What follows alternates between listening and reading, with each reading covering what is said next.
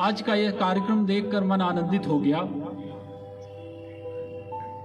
27 सितंबर 1925 को विजयादशमी के दिन जिस मनोभाव के साथ, जिस लक्ष्य के साथ, जिस आदर्श के साथ ये संगठन स्थापित किया गया, वो संगठन दिन दूनी रात चौगनी करके आज करोड़ों स्वयं सेवकों के माध्यम से, समाज निर्माण के माध्यम से राष्ट्र निर्माण के कार्य में लगा हुआ है।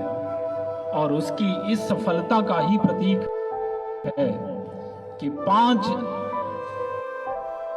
स्वयं सेवकों से शुरू हुआ ये संगठन आज करोड़ों की संख्या में देश की हर विपरीत परिस्थिति में सामने खड़ा मिला है।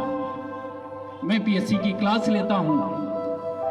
इस बार पीएससी का सिलेबस आया, उस सिलेबस में परिवर्तन दिखा और जिन्हें हम सब पूजते हैं, दुर्भाग्य है कि इतने सालों बाद सिलेबस में उन्हें शामिल किया गया। शंकराचार्य जी, 5 दिन मैंने पीएससी के छात्रों को शंकराचार्य जी के बारे में पढ़ाया। 8 वर्ष की अवस्था में जिनका एक पुत्र था, धन्य है वो माँ, उस माँ ने उस एक पुत्र को 8 वर्ष की अवस्था में समाज और राष्ट्र की सेवा में समर्पित कर दिया। उस शंकराचार्य की ही ये देन है कि ये भौगोलिक भारत आध्यात्मिक भारत में परिवर्तित हुआ। उन्हीं ने अखाड़ा का प्रचलन किया और उसके बाद जब मैंने इस संघ के कार्यों को पढ़ा, इस संघ के आदर्शों को पढ़ा, तब मुझे लगा कि जिसके आदर्श शंकराचार्य होंगे, जिस संगठन के आदर्श गौतम बुद्ध होंगे, वो संगठन तो समाज सेवा का आदर्श स्थापित ही करेगा और वो कर रहा है। एक बड़ी प्रेरित करने वाली कथा मैंने पढ़ी।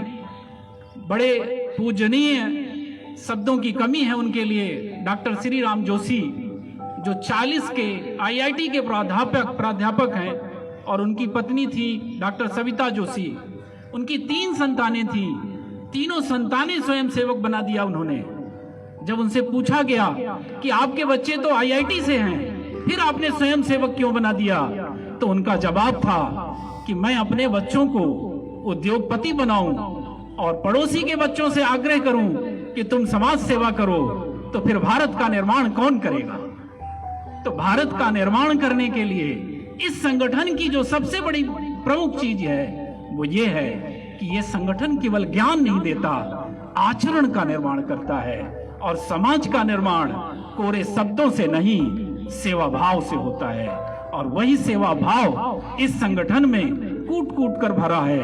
47 की आजादी में विभाजन से पीड़ित लोगों के लिए मदद पहुंचाने की, राहत शिविर लगाने की बात हो, या 62 के युद्ध में सैनिकों को राहत सामग्री पहुंचाने की बात हो, या 65 के युद्ध में देश की सीमाओं पर पाकिस्तान से रक्षा करने की बात हो, या अभी के कोरोना काल में जब एक पुत्र अपने पिता को भी इलाज देने में डरता था, उस दौरान ये स्वयंसेवी ही थे। धन्य है वो स्वयंसेवी जिन्होंने अपने प्राणों की परवाह किए बिना इस लक्ष्य को, इस राष्ट्र सेवा में अपने आप को अर्जित कर दिया, अर्पित कर दिया। 1925 में जब ये स्थापित हुआ था, तब हिंदू समाज बिखरा हुआ था और बिखरे हुए हिंदू समाज से राष्ट्र निर्माण नहीं हो सकता। वो समाज जो जाति में बटा हो, क्षेत्र में बटा हो, वो राष्ट्र निर्माण नहीं कर सकता। इस बात को डॉक्टर साहब ने समझा और जाति से परे, धर्म से परे, क्षेत्र से परे, भाषा से परे एक संगठन स्थापित किया।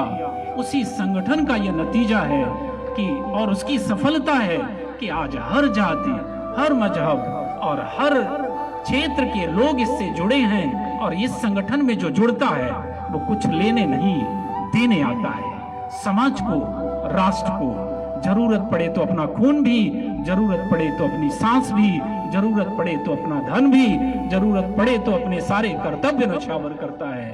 इस संगठन में आकर मैं गौरवान्वित महसूस कर रहा हूं, लेकिन चुनौतियां भी समाप्त नहीं हुई। अभी भी वोट बैंक की राजनीति, स्वार्थ, जाति आधारित संगठन, अभी भी इस समाज को, क्षेत्र को भाषा के आधार पर बांटने में लगे हुए हैं। इसलिए अभी कार्य खत्म नहीं हुआ, कार्य तो अभी चालू है। और आज तो कभी कभी ऐसा लगता है कि हम जातिवाद से मुक्त होने चले थे, पर लगता है कि कहीं कहीं जातिवाद में ज्यादा घुसते जा रहे हैं। और मुझे आशा है कि वो संगठन जिसकी स्थापना विजयादशमी के दिन हुई हो, उसके लिए कोई किसी भी लक्ष्य पे विजय पाना कठिन नहीं होगा।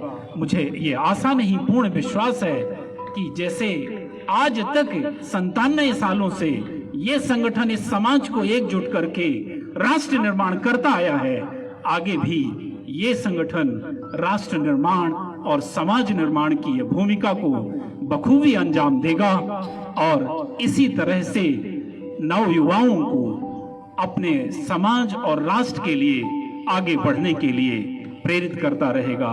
बहुत बहुत धन्यवाद।